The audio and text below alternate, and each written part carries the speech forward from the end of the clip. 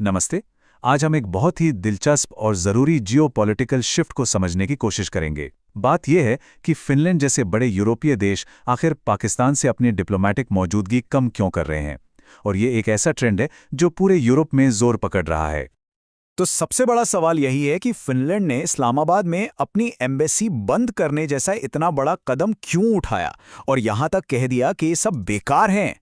चलिए इस हैरान करने वाले डिप्लोमैटिक मूव के पीछे की वजहों को समझते हैं। चलिए, इसके पहले हिस्से को देखते हैं, एक डिप्लोमैटिक प्रस्थान।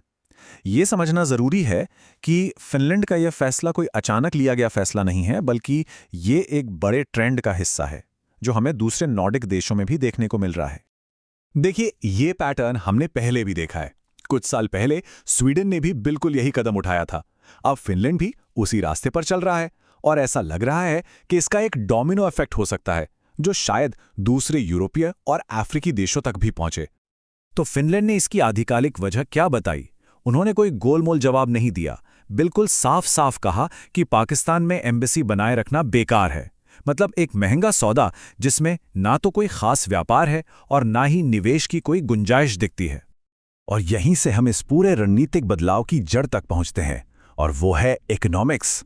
सारा खेल नंबर्स का है। तो चलिए पाकिस्तान और भारत के अलग अलग आर्थिक रास्तों की तुलना करके देखते हैं कि आखिर ये हो क्यों रहा है। एक तरफ है पाकिस्तान, जहां एक्सपोर्ट्स लगातार गिर रहे हैं और इकोनॉमी में भारी उथल-पुथल मची हुई है, और दूसरी तरफ है भारत, जहां एक्सपोर्ट्स तेजी से बढ़ रहे हैं और नए नए अवसर पैदा हो रहे हैं। मतलब दो देशों की बिल्कुल अलग अलग कहानियां हैं। चलिए पाकिस्तान के आंकड़ों पर थोड़ा गौर करते हैं। 1990 में एक्सपोर्ट्स उसकी जीडीपी का 16% हिस्सा थे। आज ये आंकड़ा गिरकर सिर्फ 9.5% रह गया है। ये एक बहुत बड़ी गिरावट है जो एक चिंताजनक ट्रेंड की तरफ इशारा करती है। अब इसकी तुलना भारत से करते हैं। 90 के दशक की शुरुआत में जो आर्थिक सुधार हुए, उसके बाद से भारत का एक्सपोर्ट जीडीपी के लगभग 7% से बढ़कर आज 21% से भी ज्यादा हो गया है। ये जो जबरदस्त ग्रोथ है, यही फिनलैंड जैसे देशों का ध्यान अपनी ओर खींच रही है। लेकिन बात सिर्फ इकोनॉमी या नंबर्स की नहीं है। ये जो बदलाव है, ये फिनलैंड की एक बड़ी स्ट्रेटेजिक शिफ्ट का भी हिस्सा है।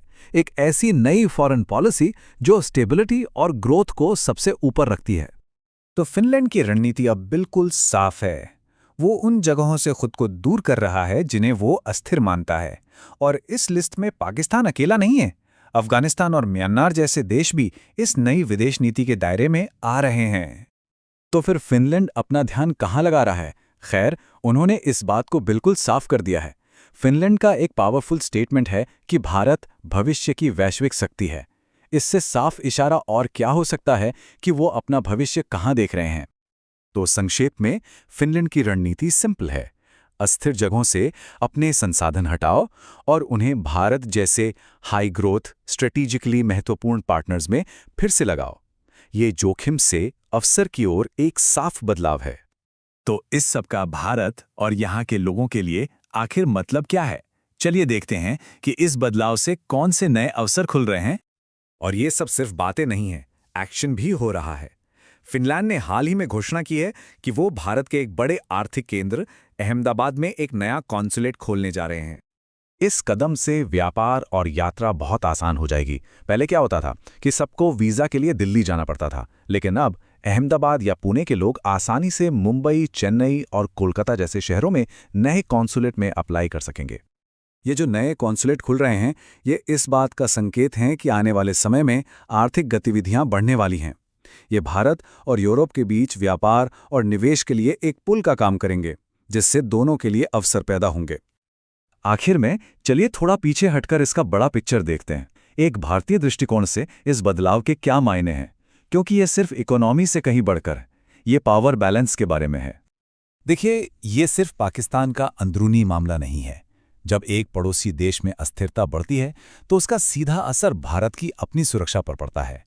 इसलिए पाकिस्तान की घटती अंतर्राष्ट्रीय साख पर नजर रखना भारत के लिए रणनीतिक रूप से बहुत जरूरी है।